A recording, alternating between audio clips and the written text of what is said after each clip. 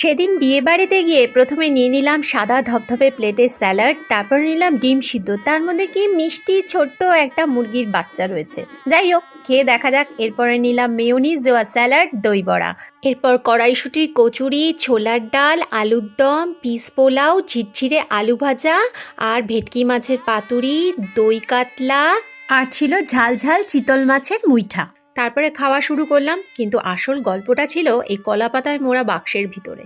উফ, ভেটকি মাছের পাতুরি অসাধারণ টেস্ট ছিল কিন্তু খেতে। এরপর মিষ্টি মিষ্টি চাটনিটা যখন খেলাম, দাঁতটা কেমন করে উঠলো কে জানে কেন।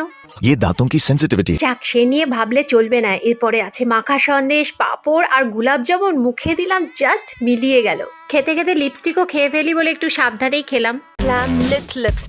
তারপরে ফ্রাইড রাইস ক্রিম খেয়ে, পান খেয়ে সবাইকে টাটা বাই বাই করে বাড়ির পথে রওনা দিলাম। বন্ধুরা, কেমন লাগলো? ভালো লাগলে চ্যানেলটা সাবস্ক্রাইব করে দিও। টাটা।